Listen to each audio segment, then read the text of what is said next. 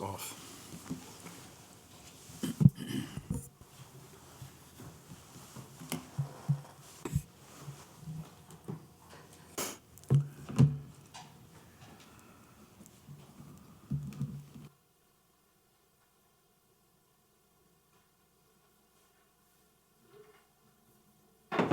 Call the meeting to order for Wicomico County Council Legislative Session 2022-26 for December 20th, 2022. Those that would like to stand and join us in the Lord's Prayer and Pledge of Allegiance, please do. Father.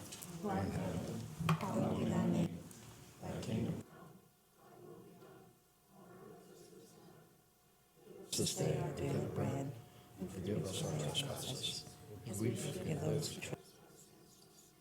Not into temptation, but deliver us from evil. For thine is the kingdom, the power. Pledge allegiance to the flag of the United States of America and to the republic for which it stands, one nation, under God, indivisible, with liberty for all.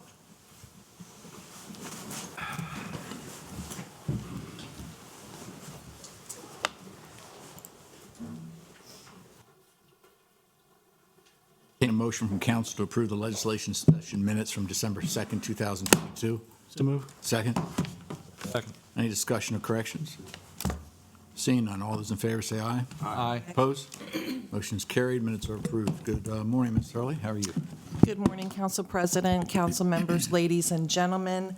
The first item on the agenda this morning is the submission of the capital improvement plan for fiscal years 2024 through 2028. In accordance with Charter Section 704E, on or before the third Tuesday in December of each year, the county executive is to submit to the county council a 5-year capital improvement program. The county council is then required to have a public hearing and adopt the capital program on or before the third Tuesday in February. And we have Pam Mullen here, Director of Finance, to give an overview of the program.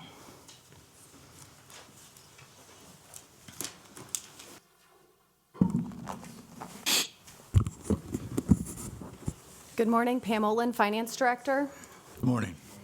And we've got County Executive Julie Giordano with me, as well as this is her CIP. The CIP, as you know, we've had a couple conversations about it over the last couple weeks with the new council members, as well as old council members, or not old, returning council members. How's that?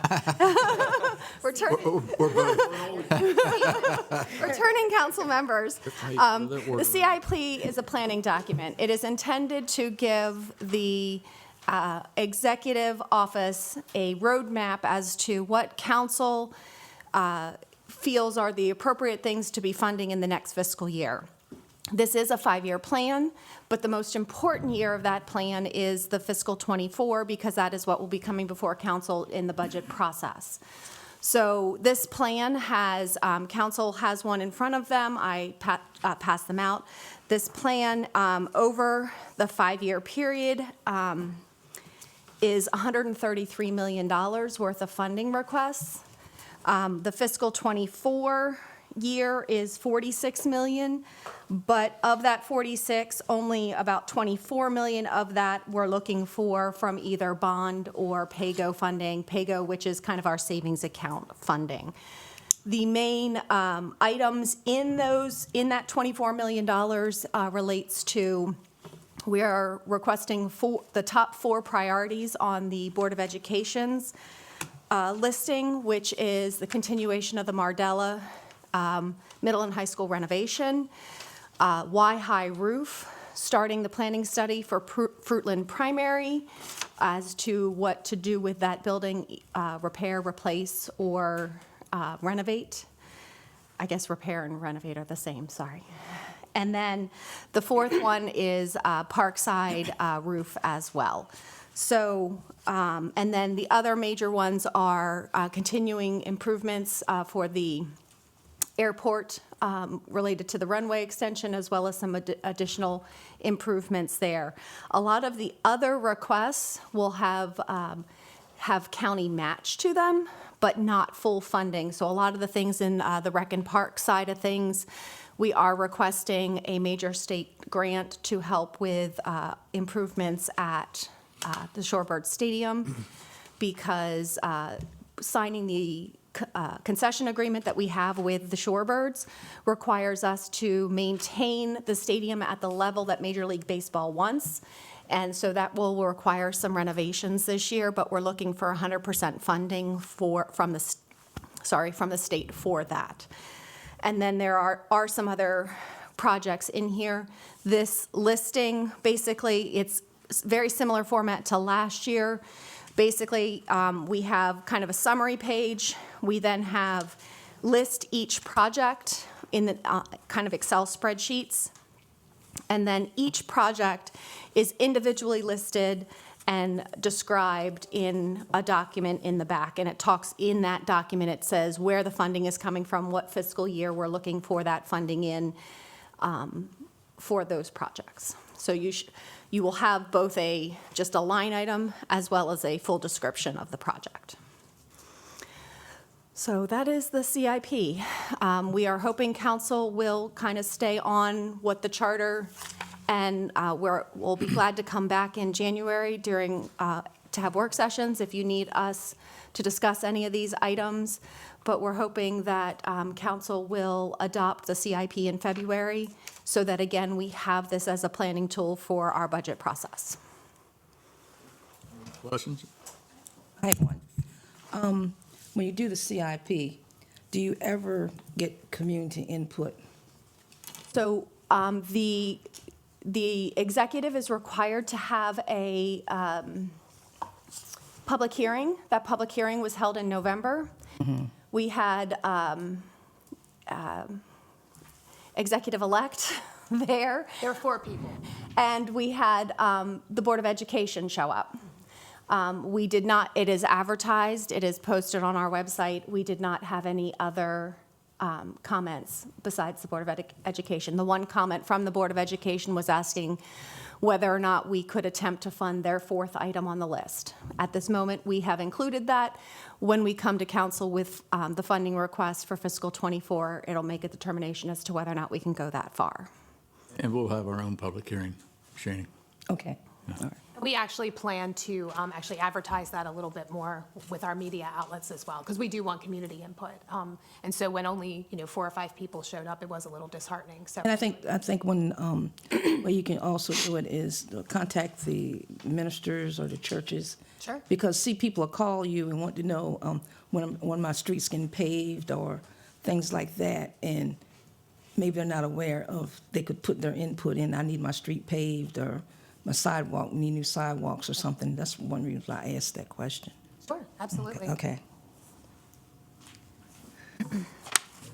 Josh? Just the 20 million for on the out years, FY28 for new building.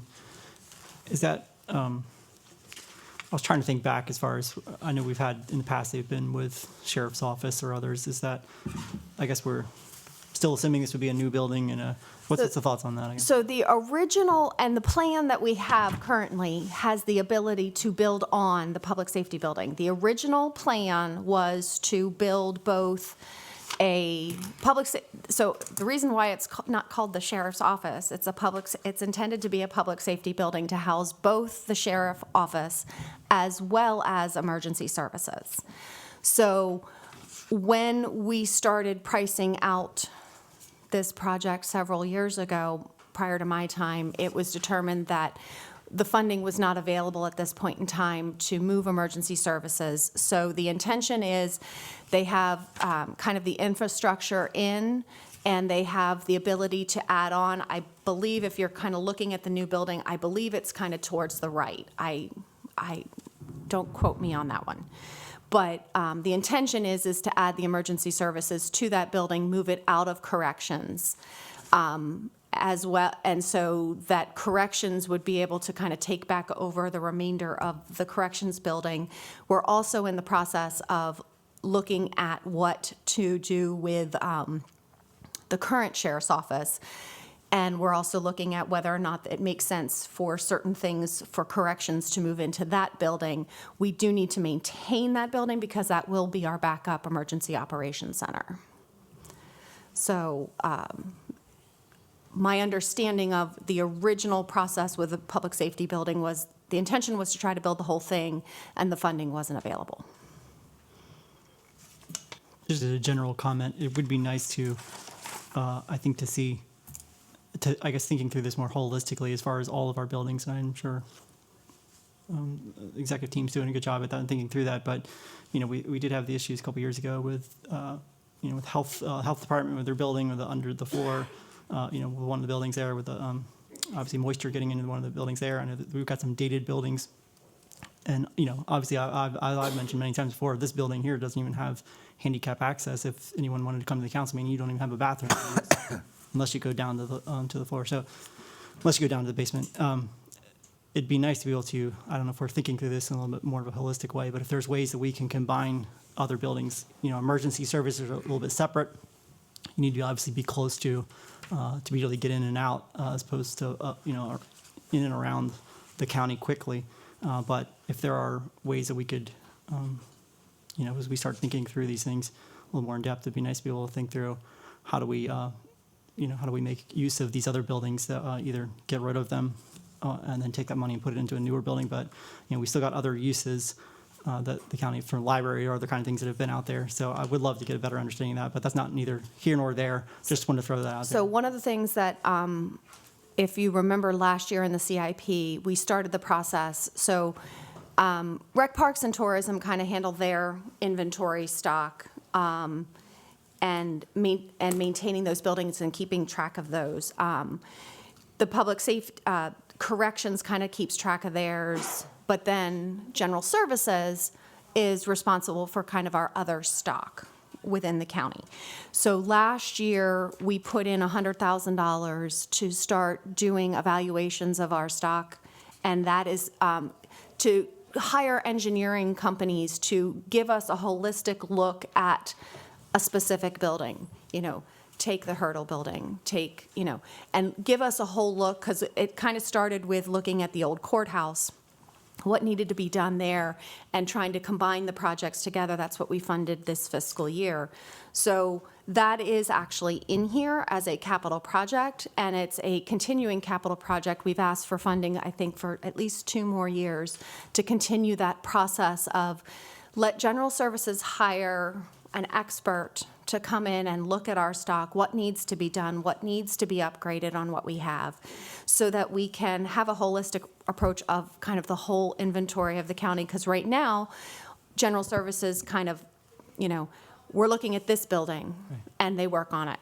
And then we look at this building. Well, let's have that listing like some of the other departments have of all of the systems and everything that we have.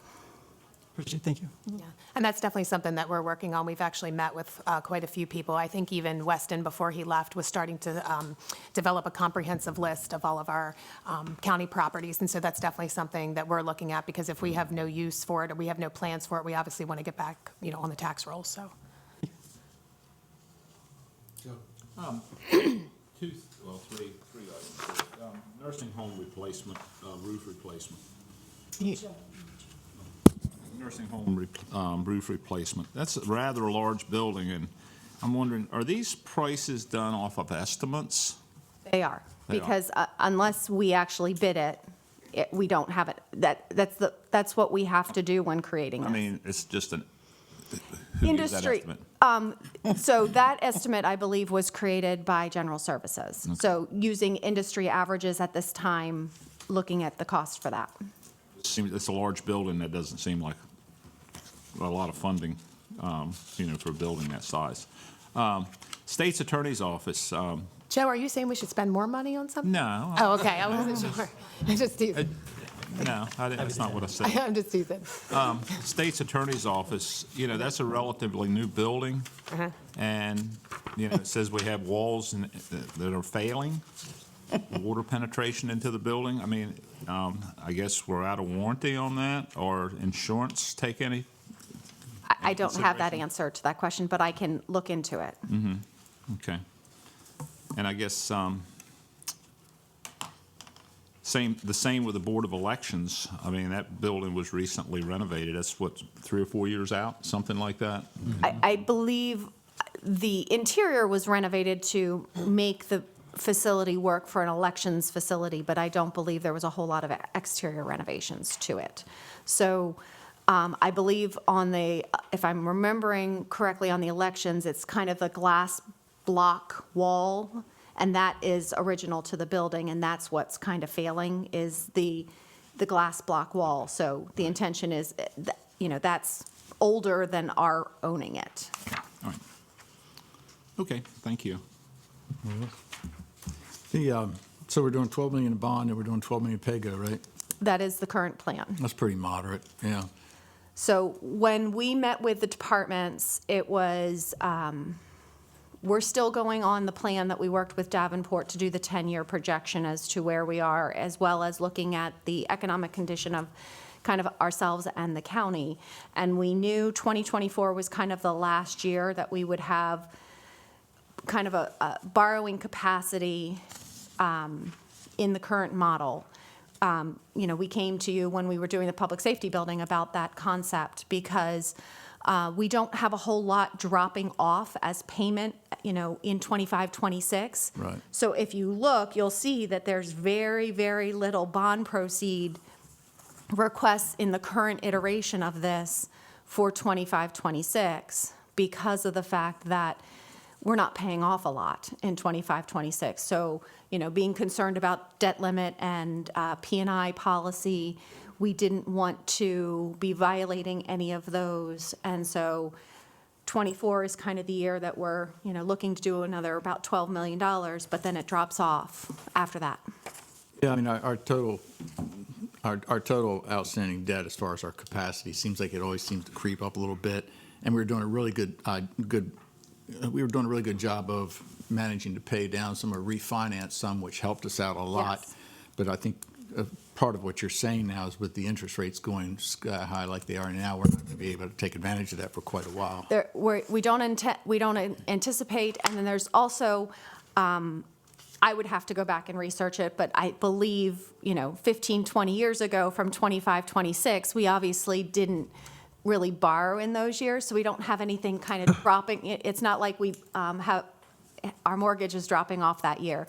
There's nothing, dropping off the rolls, and so adding more or adding a lot, yes, our debt limit does grow because that grows by assessable base, but again, to be conservative and looking at what we have and knowing that we won't be paying off anything significant in 25, 26. We've kept those requests for 25, 26 at a moderate level. With the 12 million in pay-go, are you concerned about that drawing down our reserves too much? Isn't that around 20% of our reserves right now? So we are well above our policy, our target, and Right. so I think we're like the second highest in the state with our Yeah. pay-go.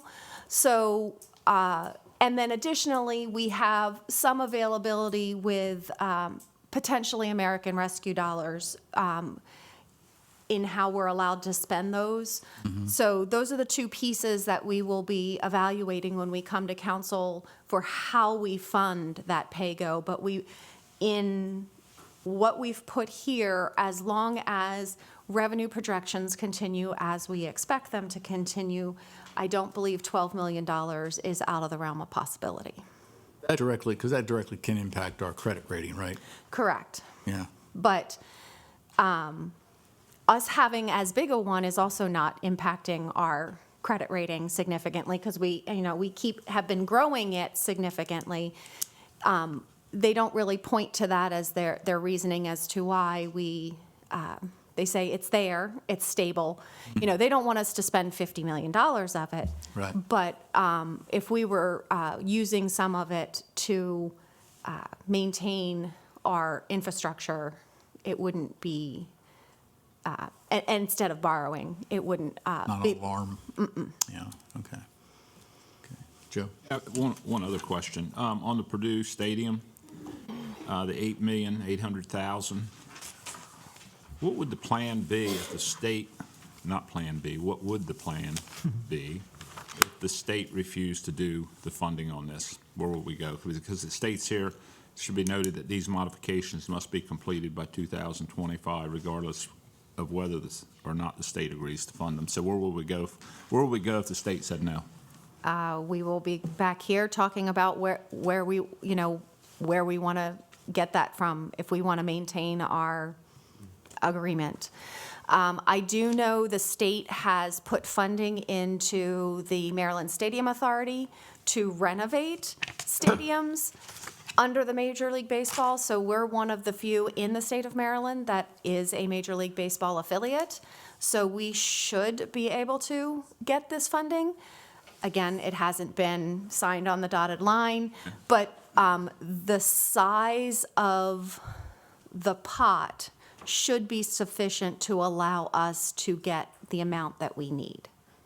Yeah, we have plug into Delegate Anderton as well. He's got a pretty good relationship with the Stadium Authority, so he's got a plug in for that as well as some other things for the Civic Center. So. Questions? All right. Thank you very much. Thank you. Thank you. Next on the agenda is Resolution Number 162-2022.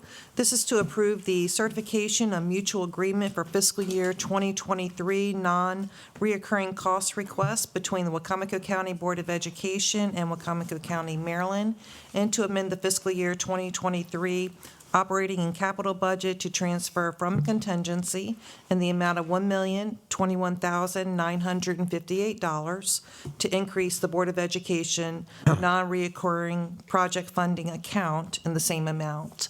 And we have Pam Mullen here, as well as Dr. Micah Stauffer, Superintendent of Schools, and his team.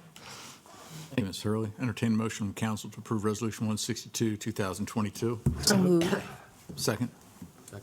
Motion is second. Hello. All right. So if you remember back to the budget process, we found out late in the budget process that our maintenance of effort number was going down. And we debated the location for those funds. Ultimately, the decision was made to put the funds into contingency because there had been a discussion by the state, because they came back to the Board of Education very late about maintenance of effort number going down. We didn't have the ability to ask for kind of one-time funding at that point in time. We had missed the original deadline. Other counties were in the same boat as ours, that the maintenance of effort number changed on them kind of very late in the process, and everybody kind of went back to the state. Please tell me if I'm saying something wrong, but everybody went back to the state and said, hey, could you reopen this one-time funding concept?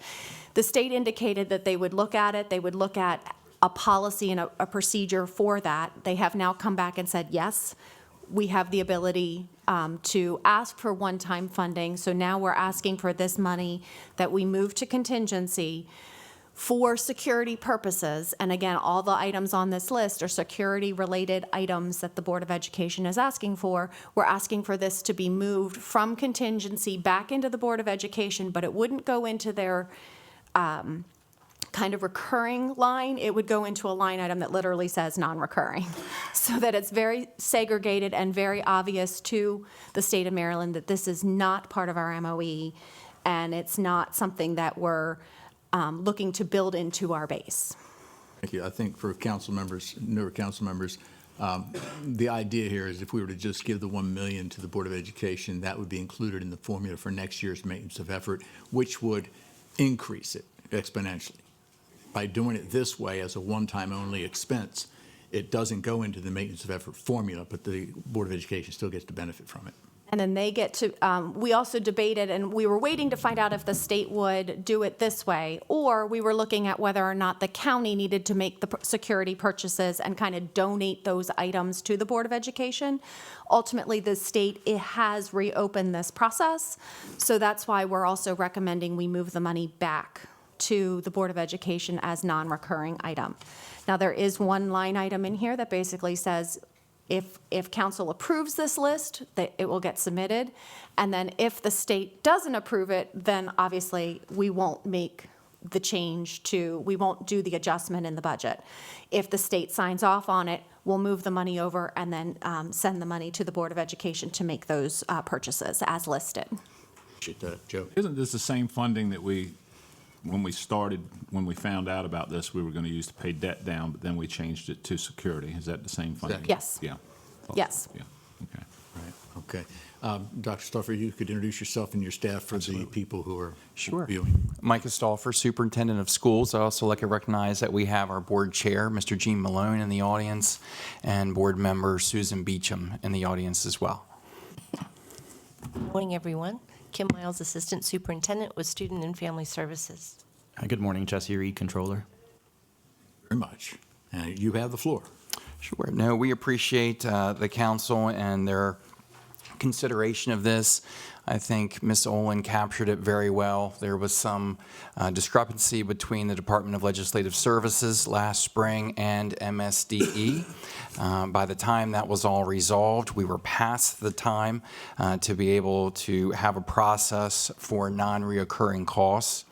Council was very generous in giving us consideration to be able to use this for safety and security measures for hardening our schools, which I think you will see that this does provide that, as well as safety measures for our students as well. That's what these one-time requests are. So we can go forward, and I have Mrs. Miles kind of go through those four things and how we made that determination. Thank you. Once again, good morning, and please may I share wishes for the happiest of holidays with everyone. Thank you. We do have 4 items on this list, as you have before you. I'll just go through them as a summary point. The first is the system-wide upgrade of hardware and supporting infrastructure. Sorry, I'm reading them to you, but so everyone's aware.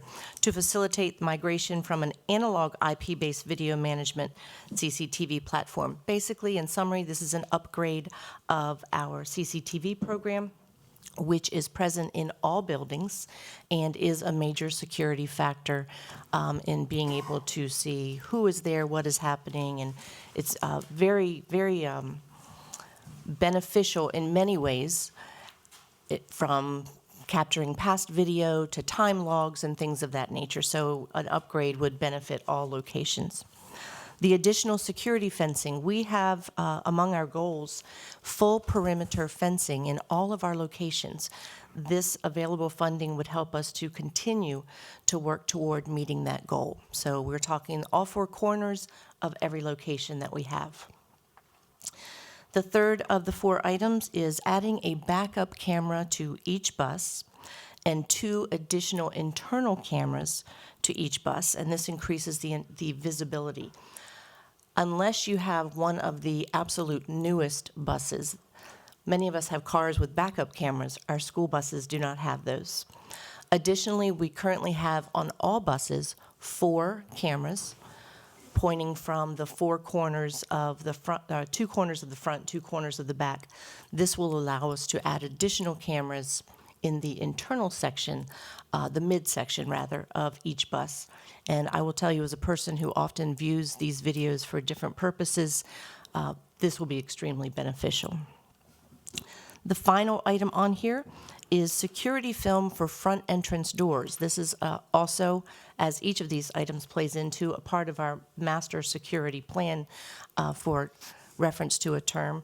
And this is a film that has been researched, initially beginning the installation in each of our school buildings. It is a security protective film that goes on the glass entrance area, and it provides additional safety measure in terms of penetration and entrance through the glass, which could be seen as a softer target by some. You mean it makes it more bulletproof? More so, yes, sir. And so does it have anything to do with the visibility as far as anyone being able to see through, or is it just strictly to make it more secure? What has been researched to this point is not the one that would cut out the visibility from outside. Some type of a film that's... Yes. Okay. It's far beyond any technology that I understand. I just know everything that I find in the research is that it will stop much of what someone would use to try to penetrate the glass as an entrance to a building. Okay, so it would go on the classroom windows as well? No, this is just for the Just the entrance Just the vestibules. entrance? Okay, okay. That's right, yeah, entrance, front. Then I'll ask Mr. Reed just to kind of go through the process of where we go from here. So if approved, I'll submit this to MSD today. It generally takes them about a month to render a decision. We've had some success in the past. We've had some things get denied, and it really depends on the committee, I feel. We've requested the same thing in 2 different years. 1 year was approved, 1 year was denied, but we're hopefully optimistic that this would get approved. Any questions? So when we first did this, I thought that, and I agree, these are probably great upgrades, but I thought we were going to talk about increasing resource officers in some of the schools. I thought that question may come up. And just a reminder that this is for non-reoccurring costs. Okay. So they can only be one-time funding. I see. Okay. Obviously. But in answer to your question, that is a strong interest of the school system. I've been able to recently talk with Sheriff Lewis in prior months and also Captain Rich Weersberg recently, and that is still a priority for the Board of Education in conjunction, in partnership with the Sheriff's Department. They're planning on hopefully being able to send additional recruits to the Criminal Justice Academy and over the course of the next year or so be able to graduate and provide more SROs for our schools. We're ready. We've been trying to link resources for funding that would be reoccurring costs to be able to add more SROs into our school system. I mean, we already feel comfortable with the security systems we have in place, such as entranceways, doors, metal detection, et cetera. So we do have, obviously, this is going to provide a great update to our camera system. We also have the fob entrances to our schools on the entrance doors, as well as the electronic locking systems that we have throughout our school as well. We currently have 10 school resource officers. We have other staff that are deemed as campus patrol in our middle and high schools as well. So this will be, in addition to those things, this will be, I think, a great complement to the securities that we already have. And I believe we did talk during the budget process about potential like metal detection and that kind of stuff, but right now, the technology is growing and growing, but it's still not quite at the point where it would allow us, I believe, to kind of keep the flow of students into the building. So again, it's something that I'm sure the schools are looking at, but I know with working with the Civic Center, there's, it becomes kind of a bottleneck point and so that technology is increasing, and I'm sure they're looking at that, but obviously these are the priorities at the moment that make the most sense for the money that they have. For larger events, we do have the wands and things for the metal detection devices that we can utilize when we need to. But as Ms. Owens said, the weapons detection systems, that technology is improving every day, and that's something that's on the horizon that we can take a look at as we move forward as well. Yes, go ahead. Do you, does the Board of Ed have any active shooter training? I know Dorchester County, they have active shooter training, and same with some private schools. They do active shooter training where they actually have somebody come in there and they hit the alarm, and it's like it's a real thing. And I know we can talk about it all day, but I guess you have an answer for it. Saw the mic coming over to Yeah. you. So yes, that is part of the sequence and the complete listing of trainings required in each school and location every year. This is reported to the state annually. And we have teams and identified persons in each building who are responsible for leading these efforts. But yes, that is among the trainings that are exercised. That's good, because, I mean, you can, if you had a concealed carry, you would have, I'm just saying in general, you would need to practice on a regular basis so you know what to do when you're in a situation. I imagine it's the same thing as a teacher. If they're in a situation where there's an active shooter, what do you do? If you don't train, the training's not going to click, and I was just curious. Absolutely, and this training is ongoing. Mr. Dave Owens, our Safe Schools Coordinator, works with all of our buildings to make sure that this is consistent and very effectively administered, and will continue as we move forward this academic year. Thank you. I have a question. Hang on, Shane, I've got Shane real quick. Sorry. Can the deputies that are on patrol now access the buildings yet? So obviously the SROs have key fobs to get in. Do the deputies on the road have that ability that you know of? We do have the boxes, the lock boxes for each building. Okay. And as well, Sheriff Lewis maintains the security for allowing other deputies access as would be needed. Shane. I have a question. I don't know if this is appropriate, but I have to do it when I'm thinking about it, since you three are here. We're doing the campaign, and over the years, we hear that, and this is for your budget coming up, when you do your budget, that we spend less money on children than Somerset County. And I want to see that request that you would increase. I think we have the board members here also, that we shouldn't be spending less money on the students. And I do agree with the security. I don't have any problems with this, what you're proposing, but we do need to spend money on our children. So just food for thought. And I'll meet with the superintendent, and I'll be nagging you about it. Sure, and I think that's in partnership with the council and also Yes. our operating budget, our Yes. annual operating budget. Because we hear that all the So time we in the appreciate meetings. you hearing you say that. Yes, yes. I'll support it. Oh, boy. Any other discussion? Seeing none, all those in favor of, yes, I got Jeff. a quick, the backup cameras for the buses, that's pretty bizarre that they don't have them. I imagine that goes quite a long way with reducing incidents and accidents, having those cameras. Certainly, that will be our hope. The good news is we don't have to reduce from a very high number, but Yes. it is an added security point that would, if I were driving a bus, I would think that would be very beneficial. It's probably one of the few things I haven't done, and we're all better off for that. Absolutely. Thank you. I think it's imperative in the Tahoe, so yeah. I just want to say thank you again to the council, both from last June and making this consideration at that time, and then also at this point in time, as we move forward with this process. I also want to wish everyone a Merry Christmas, Happy Holidays, especially to all of our new council members. It's great to see you here, so we appreciate your support. Doctor? Thank you. All those in favor of Resolution 162, 2022, say aye. Aye. Opposed? Motion's carried. Resolution 162, 2022 passes. Thank you. Thank you. Next for your consideration is Resolution Number 163-2022. This is authorizing ADB Safeguard Americas LLC as the sole source vendor to provide sign panels for the Salisbury Ocean City Wicomico County Airport airfield. You'll notice that the SM behind the resolution number there, that means supermajority. This resolution does require a supermajority in order for it to pass. That means 5 council members must vote in favor of it. Thank you, Ms. Hurley. Entertain motion from council to approve Resolution 163, 2022. So moved. Second? Second. Discussion. Good morning. Good morning. Good I'm Dawn Lachego. I'm the acting purchasing agent at this time.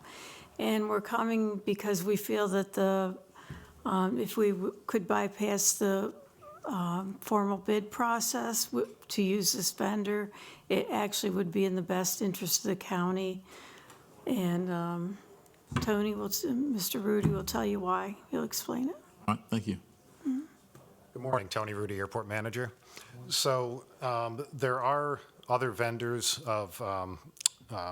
that can produce these sign panels. And just to give you a little background, so we have there's over 100 sign panels on the airport to guide aircraft on the taxiways and runways and so forth.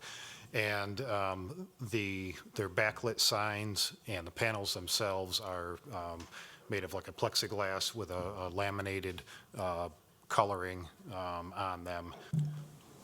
And each one is kind of unique, and every year we go around and do an inventory and look at ones that need replacement, whether they're faded from the sun or the material delaminates over the years. So every year we replace little by little. This year we're hit with a big purchase because we have a lot more signs this year that just need to be replaced. We've been lucky with construction over the past few years to replace a lot of those other signs in a construction project. And these are very specialized signs, and we're going with the manufacturer of the full sign to get the replacement panels, because one slight error in size could, basically these signs have to be paid for up front. They're made to order, and they don't take, or they won't, if they get the sign panel wrong because of our fault, we're ending up buying another sign panel, and they're over $1,000 each. So it's really important we get this correct. We've worked with the manufacturer. They know exactly which signs we have on the airport in each location. So it's just, it's kind of a safeguard for us making any mistakes, and which would cost us more in the long run if we did make even one mistake. Not a free return like Amazon. Darn it. Any questions? All those in favor of Resolution 163, 2022, say aye. Aye. Opposed? Motion's carried. Resolution passes unanimously. Thank you very much. Good seeing you. Thank you. Take care. Okay, next is the submission of several appointments or reappointments to various boards and commissions. In accordance with Charter Section 315, titled Confirmation of Appointments, the county executive has submitted the names of several council members to serve on boards and commissions, as well as the name of a citizen to serve on the Commission of Aging. Next is the approval of the consent agenda for the appointments to the boards and commissions. And on the consent agenda is resolution number 164-2022. Is confirming the reappointment of John T. Cannon to the Salisbury-Wicomico Economic Development, also known as SWED, Revolving Loan Committee. Resolution number 165-2022, confirming the appointment of John T. Cannon to the Wicomico County School Building Commission. Resolution number 166-2022, confirming the reappointment of John T. Cannon to the Airport Commission. Resolution number 167-2022, confirming the appointment of Josh Hastings to the Natural Resources Conservation Advisory Committee.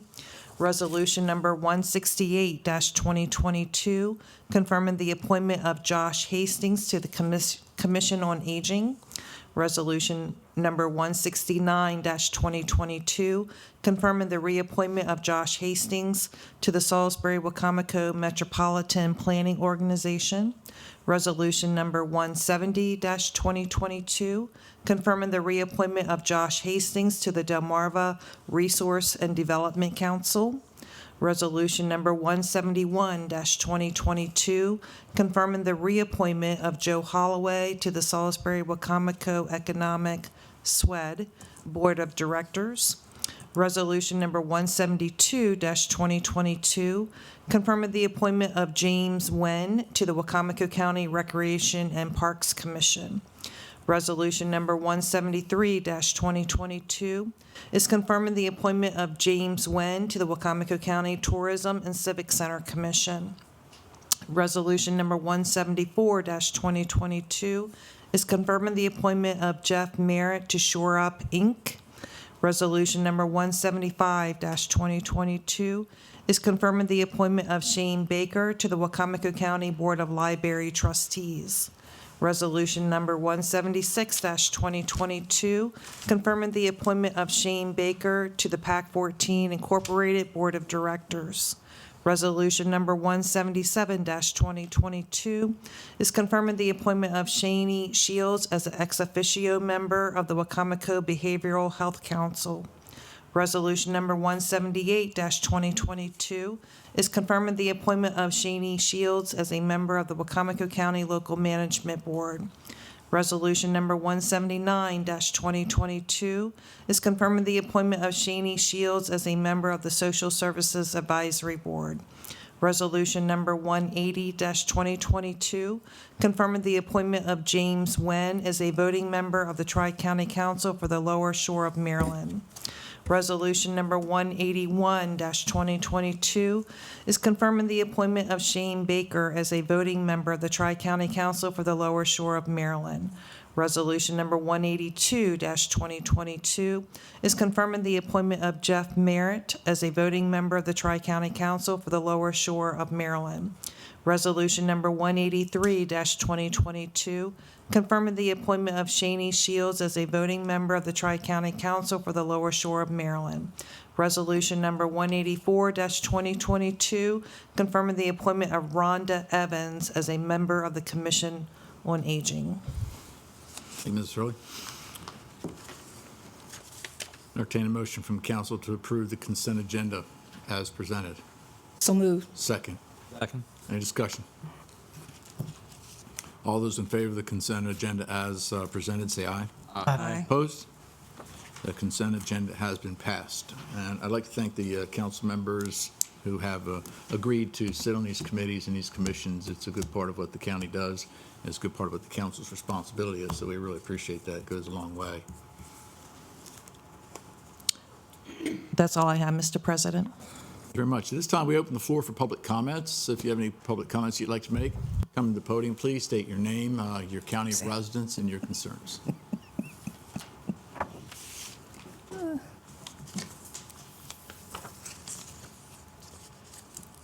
My name is Mary Ashanti. I'm a resident of Wicomico County, community civil rights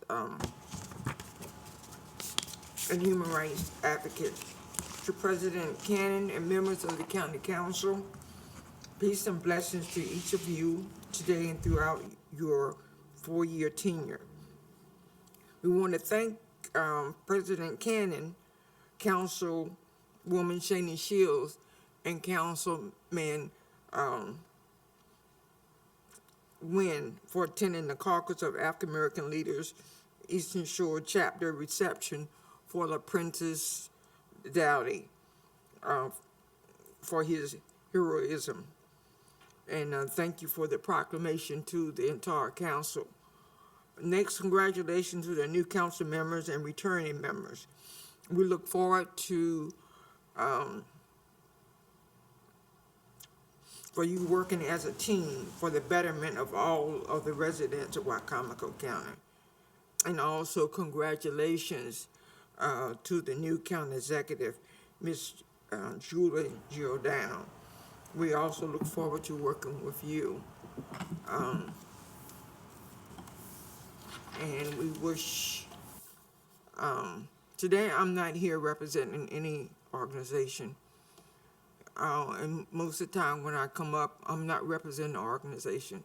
I'm representing people in the community that cannot speak for themselves, that don't belong to any organization. I represent the voiceless. One of the issues that we've been struggling with, we mean the council, is water and sewer. Wicomico County has never had countywide water and sewer. I don't know if it's the only county on the Eastern Shore that hasn't, but I know that as large as this county and as wealthy as this county, that should not be. I sat in the meeting here and heard the realtor said that there were 41 permits, I believe, if my memory is correct, that were waiting to be processed for water and sewer, for wells, whatever. I don't know where we are on that process, but I'm hoping that you all will find out or have someone come to a work session and let us know where we are and how we can accomplish getting that done. Also, I was here when you discussed the water and sewer, I think, master plan. And correct me if I'm wrong, there were 12 sites in the body and the commission that worked on it recommended that you only take care of 10 out of 12. That's inhumane. We all pay taxes. So for to accept anything that will take care of 10 areas and leave the other 2 to fend for themselves is inhumane. Water and sewer is a public health situation, and I believe that we're approaching a public health crisis. We have a lot of water and sewer. We have a lot of wells that are failing in the county, a lot of them. And many of them are senior citizens. They're not going to be able to pay $30,000 or more. And what are they to do when it fails? Where are they supposed to get their water for eating? Their water and whatever. So this time around, council, those of you that have been here a while, and those of you that are coming, this time around, we want you to honor what you told us when you were running for office. This time around, 4 years from now, if I'm living, I don't want to be having this discussion with you. In fact, next year, I don't really want to be having this discussion with you. And you know that if I'm living, I'm going to be here having this discussion with you. Thank you. Thank you, Mrs. Shawnee. Any other public comments? That concludes public comments. Council comments. Joe? I'll start. First of all, I'd like to thank everyone for coming to the meeting today. And it's December 20th, and Christmas is 5 days away. So I want to wish everyone a very Merry Christmas and safe and happy New Year. And be sure and wear your thick socks, because they say that Christmas Day it's going to be like 15 degrees that morning. So everybody be safe and have a good Christmas. Thank you. Comments? Just because you're new, you don't have to be shy. You can talk. I can just, Oh, well, we, You don't either, so. I just want to say that this has been a good experience for me, and I've had a couple good weeks and trying to answer constituents' concerns, because you know they're going to be getting calls. And the departments have been very receptive to me in getting information so I can pass it on to the constituents, especially in District 1. And I also wish everyone a Merry Christmas, Happy New Year if I don't see you, you know. But Laura and Lynn are going to be my backup, like Kim and Brenda was in the city. They have to call me and remind me. I have another phone. And when I first got the phone, I heard this other phone ringing. I said, whose phone's ringing? And it's the new phone that I have that the county gave me. So I've got to get used to that. So, and I'm happy to share share information, and I will be speaking out and running my mouth till they tell me to be quiet. me right now? I'm done. Thank you. Yes. Any other comments? I'd just like to thank the public for coming out.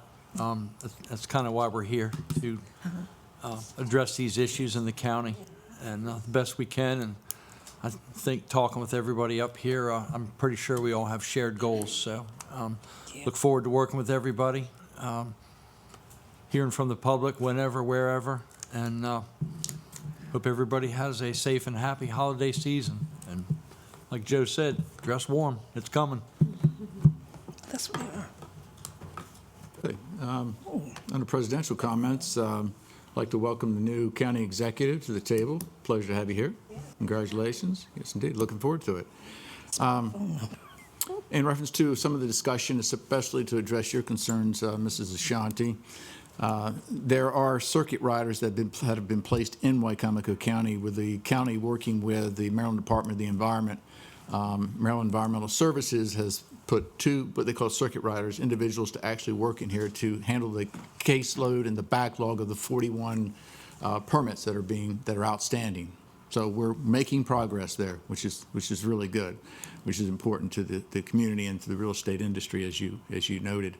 The water and sewer master plan, I think we're moving forward very, very quickly on that. Initially, I know they were saying this was a 20 or a 50-year plan. We don't want a 20 or year, 50-year plan. In meeting with MDE, actually, they even said you don't want it. It has to be, you have to get something accomplished within 5 years, at the longest. So that's what we're working towards. We've been working through the Greater Salisbury Committee with a large committee of probably 20 to 25 people over the last several months. And I believe, with their recommendations on where we should go with this water and sewer master plan, together with the cooperation of the council and the county executive, we are probably looking at maybe forming a commission out of that group to some extent to move it forward and give it a little more, authority. So we are taking leaps and bounds, I think, to get in the right direction. So it's not. Oh, sorry, I just wanted to add really quick. That commission that he's talking about, we are actually having a presentation on that in the steps of where we need to go this afternoon. So my team will be briefed on that, and so we'll figure out the direction to move forward. It's not that we don't want you back here, Mrs. Ashani. We certainly welcome you anytime. We know you're going to come anyway, but we just want to take care of some of your problems. Okay? Thank you for speaking. Outside of that, certainly, as everyone said, have a Merry Christmas and Happy Holidays as well. Appreciate it.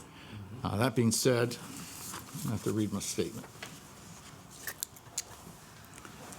I'd like to entertain a motion to adjourn from legislative session to go into an open work session followed by a closed work sessions pursuant to the local government article section 3-305B1 and 8 as follows: to consult with staff, consultants, and other individuals about pending or potential litigation to protect the county's legal position, and to discuss the appointment of a Director of Administration, Director of Emergency Services, Deputy Director of Emergency Services, and Director of Human Resources to protect the confidentiality of the individuals. That's a motion. So moved. Second? Second. Those in favor? Aye. Aye. Meeting's adjourned. First item on the open work session is a discussion of the talkie communications on broadband. Gentlemen, we think we've seen a lot of success from your group, and we're really looking forward to continued work with your group. Very anxious to see. We said we wanted you back, and you kept your promise. You're back. So we have Mike here as well. He's one of our foremans, Morning. Morning. Morning, Mike. our project manager, I should say. State all your names and your positions, your titles for the public. Thank you.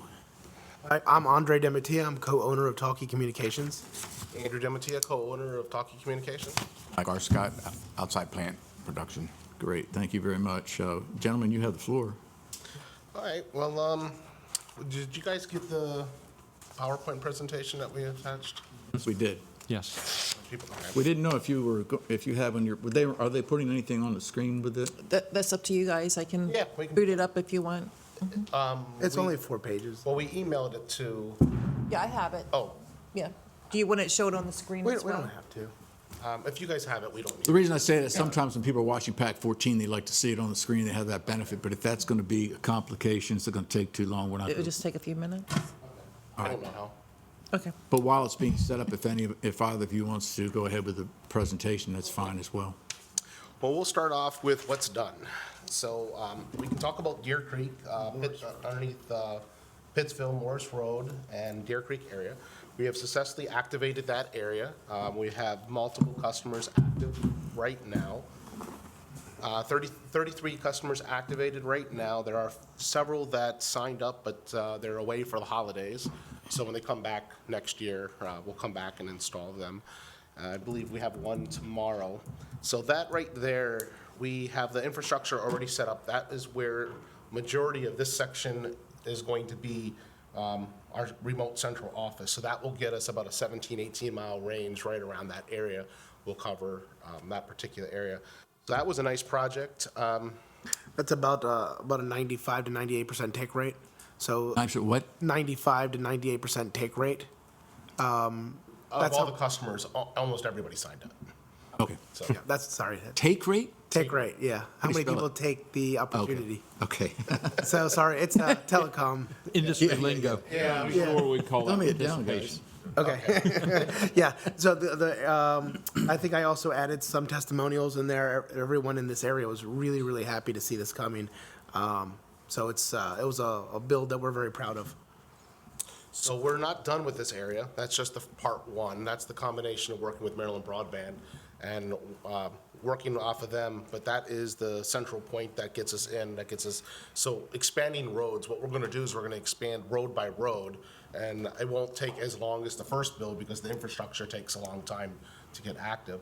So when we get into this area, the next road, it's gonna be drill road, 2 weeks later, it'll be active, drill another road, a couple weeks afterward, it will be active. So not a lot of people here, but the people that get it are gonna be very happy because there's very low, almost no internet or all wireless, which people tend not to be able to survive much with that. So right now, I'm assuming you're working off of the trunk lines that were established by Maryland Broadband, and then what you're talking about later is going to be actually be doing your own So what trunk happens lines, is- per se? So what we're doing here is Maryland Broadband drilled into the Deer Creek neighborhood themselves. So we are using their conduit and piggyback off of what they've got their grant to do. So what we did, because of our design wouldn't quite fit their design, the Morris Road, we actually drilled ourselves. They have their own fiber, or their own conduit. They're basically a plastic pipe where fiber goes through. We had to put our own in because we're needing it to be distribution. So by driving down Morris Road, we needed to basically cut the fiber and feed all the homes.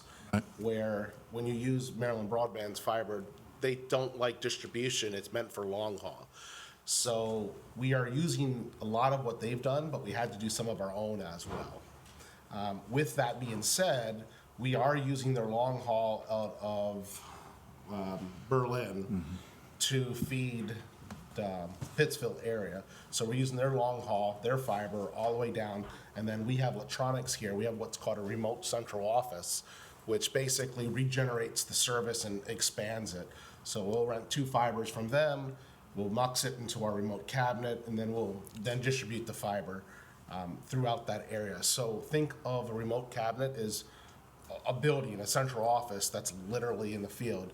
So that's going to be our point of presence right there. And we did all the construction for Maryland Broadband. They contracted it out to us. So we did it in conjunction at the same time as doing Maryland Broadband and our work simultaneously. Okay, I didn't know that. Yeah, We piggybacked off of what we were doing for them, and we added onto that, and we're going to continue adding to it. So now that that project's done, doing the other roads are going to be a lot easier because you don't have that 6 months of it takes to build the backbone, waiting for power, waiting for the permits, the construction. It's a lot faster now that the central office is established, and that takes about 6 months to do it. What was your original projection on homes that you were going to service in this first year? I forget the number. Was it it wasn't 700? I can't remember the exact number, about 700 or 800 homes. We have, the objective is a 70% participation rate, is what we're using based on the FCC's numbers, but we truly believe it's going to be closer to 95 to 98.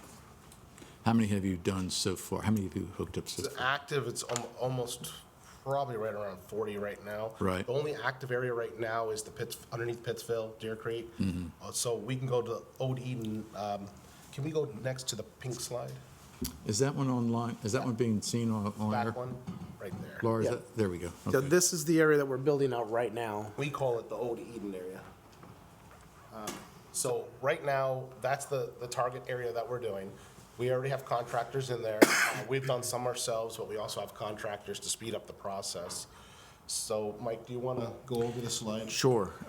If you want me to go road by road, I can tell you that, Maybe just the colors. There we go. What they mean. yeah. So the blue color, St. Luke's Road, that's construction complete. That means our conduit's in and our handholds are in. All we have to do now is pull the fiber. Jackson Road is semi-complete. Glasgow just needs handholds put in. Phillips Road is done. Millbridge just needs vaults. We're probably 90% complete with that whole area, construction-wise. That means our conduit's in, our handholds are in. We're waiting, the electrician's supposed to put the meter can up for our remote cabinet that's going there at Jackson Road. He should be doing that hopefully next week, and then we can get Chop Tank come in, give us power. We can set our cabinet, get it fired up, and start pulling fiber and getting customers lit, turned on. So this will be the second. So this will be the second central office. So we'll have 2 of them in the county, and this should cover the current projects that we're doing right now. each remote cabinet can feed about 5,000 customers. So a lot of the equipment will be underutilized until we go and spread onto the more populated areas. So that's why this is gonna take a little bit longer than, let's say, once it's here, expanding off of this will be a lot quicker because the electronics is the slow part. Takes about 7 months to get the equipment, which we already have.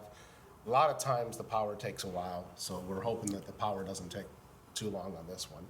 So once the contractor is completed, we're gonna start pulling the fiber. We're hoping to have this active sometime in February, weather permitting. It might go a little bit faster. Just January, February is just so unpredictable. And we are utilizing Maryland Broadband as well. So again, their trunk lines are going all the way back to, Pittsville. well, it's going from Pittsville, but it's, so some of the purple's outside the grant area. We did have to expand it a little bit because of reasons where we have to meet Maryland Broadband. Plus, it just makes more sense sometimes when you see a neighborhood that's so close to build that area as well. Even though it's an overbuild, it's done on our own dime. But we're going to be expanding above and beyond this after the project's completed. This is just phase one of it, and then we'll come back and start working in the more populated areas on our own. Are you meeting all your goals as far as your timeline and the number of people you're going to be hooking up? Well, the number of people is very difficult to tell at this stage. What we've found is people will not pre-sign up. They wait till it's actually active. So you're gonna, in a normal overbuild scenario, we get about a 50% take rate on launch date. And then within the year, we're up to about 70–80%. Because this is mostly a no-served area, that initial take rate is a lot faster. So right now, what we're asking or encouraging people, please go to our website, sign up so we know who to call when it's active. Once the service is active, we'll go and we'll put door flyers on. We don't knock on the doors because of potential of COVID. Nobody wants to be face-to-face. Well, it's not as bad now. But we'll put door hangers on saying that the service is active on everybody's house. So at this point, we still expect a 70–80% take rate because it is a no-served, but it depends on how well the wireless is in that area. If AT&T and T-Mobile work well, then some people are happy with the hotspot. Not majority people, but there still are a few people. And so for timeline, we have technically 3 years to do it in. We're hoping to do it in 1 year. And the timetable starts is when we signed the MOU with the state of Maryland, the Memorandum of Understanding. We just signed that about 2 months ago or so. So we've started the Pittsville area way before we even got the grant fully approved. And we started this area before everything started being fully approved. So we're ahead of the schedule right now. Yeah, so the schedule, like I said, I don't even think it was a month ago.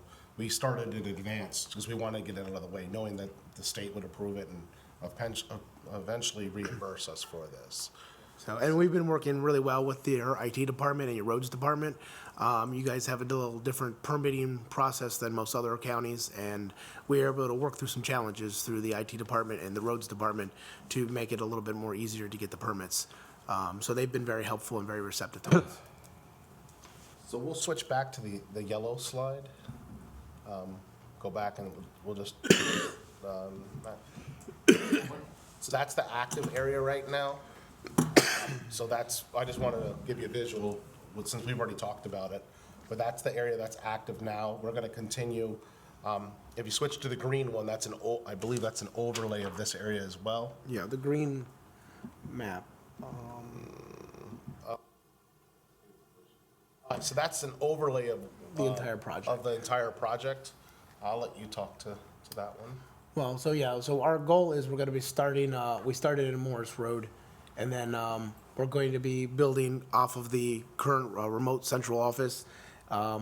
Mike, are we going to Pittsville next? Permits right now for Pittsville. So on our side. Yeah, on our side. Just repeat that and pull that mic I'm close to sorry. you. We're waiting on permits for that right now. Once we get the permits in, we can start our work. We're waiting for our engineers to create the permits to submit. It's not the county that's slowing us down. So in the meantime, we're just gonna finish the Old Eden area, and then we're gonna come over here. Right now, within the different areas, our contractors are up to 10 drills, and we're looking to add another 5 drills. And what we're going to do is we're gonna move our own plow in. So what we'll do is in-house, we'll do all the plow work that's basically flat land, And then anything that needs to be drills, like driveways, areas that they don't have much, culverts, not much easements, the contractors will do that. The reason why is the plow is very fast. The plow can get about 5,000 feet a day on a great day. On a bad day, about 2,000 feet, 3,000 feet. A drill on a great day will get 1,000 feet. So that's why you need so many drills to plows, because a plow can just wipe out the area. So our goal is we're gonna plow the whole area and have the contractors follow behind us. And they'll do the drill work, they'll put the vault, handholds, the vaults in the ground and tie it all together. And then once they're done, we're not waiting for the whole area to be done. We're gonna turn it up section by section by section. And we'll internally come back and pull the fiber and splice everything. So there's a lot of processes to get an area lit. It's just not, the contractor shows up, disappears, it's active. The orange stuff that comes in that we're burying is just plastic pipe. And the reason why we're putting conduit in versus direct buried is in 10, 20, 30, 40 years, whenever the fiber goes bad, because there's a life expectancy on anything you bury, we can just easily pull it right out and put a new one in, where that will take, a mile will take 2 days of fiber pulling. Drilling it takes over a week, and then permits, and then the headaches all over again. So everything we're doing for backbone is underground. Everything we're doing is in conduit. So that's very important. That's what takes longer, but we don't have to worry about a storm. We don't have to worry about someone hitting the telephone pole. So What's the life expectancy of the conduit? The it's conduit? plastic. It's like a straw in the ground and never goes away. Yeah, That's why they're getting rid of bags. It's never came up. It has to be hundreds of years. Long enough. Yeah, it's very thick. It's a very thick plastic. They might have something different by then. Yeah. Yeah. So I hope one day maybe everything will be wireless that will work. But right now, the best way to do fiber optics is underground. I don't know if you guys are familiar with the NTIA grants that are coming out. They are encouraging everything to be underground. They don't want anything on telephone poles. They don't want wireless. They want only fiber optics that's buried, because it lasts a lot longer and there's very little trouble with fiber that's buried. So now we're going to talk about the future one. May I ask a question? Just a short one. Are you guys working on Allen Road? I mean, they're doing everything in the air, and then suddenly they're burying stuff, so I didn't know if that was you or not. No, so we don't do anything on the telephone poles unless. No, but they're also burying. Yeah, so the reason why you would do that is if you have poles, not us, you would do aerial because it's available, and then when there's not available, you have to go underground. So it's a hybrid solution, but in Yeah, that. I mean, where they are is they put in all new poles, Yeah. aerial. But there are poles where they're also buried, so. Oh, really? It could be the service to the house is buried, like the power and stuff like that already, and they're doing Yeah, that. but there's a lot of reasons. That's okay, I don't want to. Yeah, there's a lot of reasons why you would do that. The problem is if some is aerial, some is underground, you still have that potential. If you knock out this, it all gets knocked out. And that's the concern that we have is when it snows or when it's. I don't want to Okay. knock this off. the Yeah, rails. we're running really late. Okay, I'm So sorry. Yeah, but we do want to hear the future projects. Sure. just to- So if you here's don't the. mind. Okay, so in the Office of Statewide Broadband has opened a new grant for year-end 2023.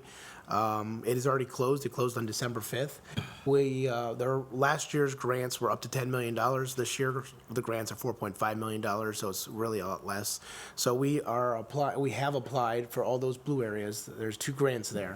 So if we win, the state will provide $9 million, and we would come up with the remaining of the amount of money. So this is the same areas that we applied for last year. We applied for both the east and the west of the county. We won the east of the county. Now we're going back and going after the west side of the county. And if we win, we should find out probably in January. I'm sure the paperwork won't be signed until June, but if we win, we'll be notified in January. And then we'll start preparing for those areas if we win. How many homes? 500 homes I have on this. 500, okay. Because of the cost, there's still some more areas that are no served that we were not able to get into this grant because of the reduction of the grant. So there's another grant coming out next year, the Biden Infrastructure Grant, and we'll be reapplying for that area, those areas. Any of this on your website so the people that are in those areas can pull it up and find out exactly what timeline might be or where they might be? Well, this served? one hasn't been won yet. Okay. So great. the other areas, that's a good idea, we could do that. We have not, but we can. Yeah, construction process. The questions? What's the cost for the person? Okay, so we have 3 different plans. It's a flat $99 fee to install. Doesn't matter if your driveway's 1,000 feet, 2,000 feet, 3,000 feet. We don't charge extra for long driveways.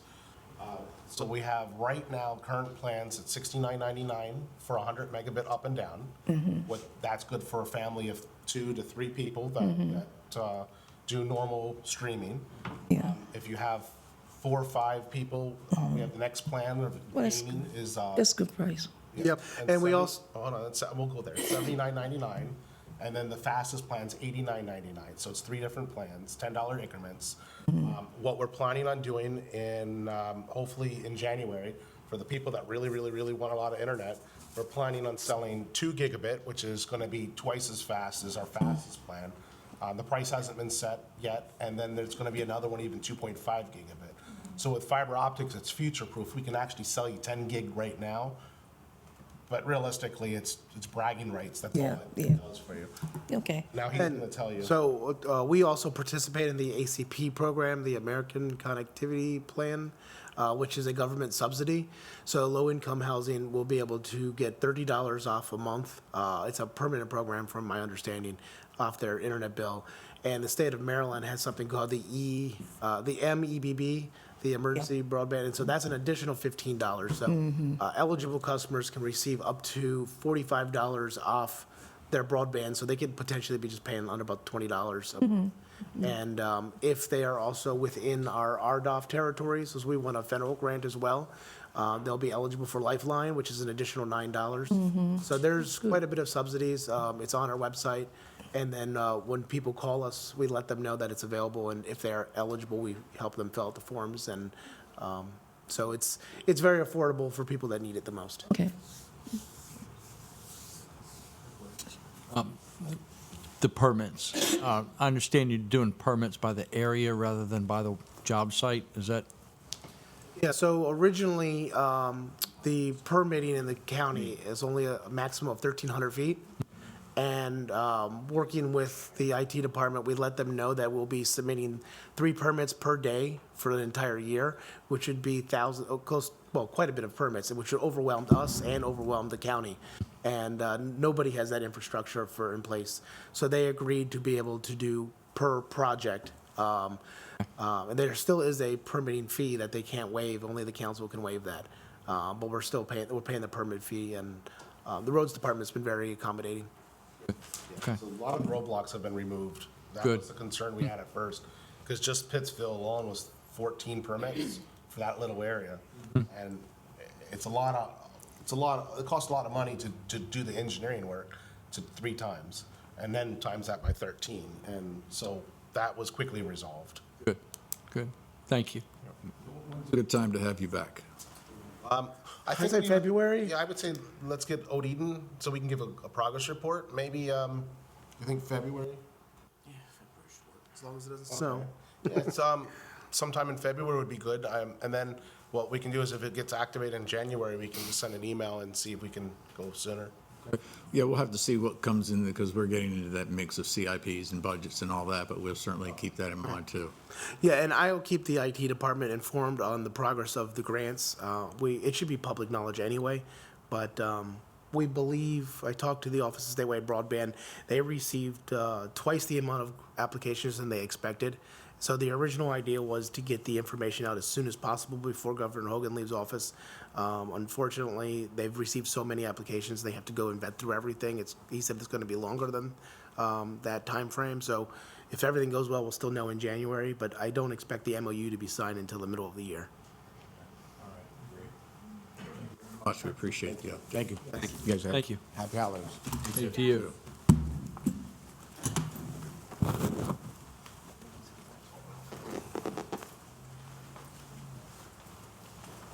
That concludes the open work session. Wicomico County Council will now be going into a closed work session. We good.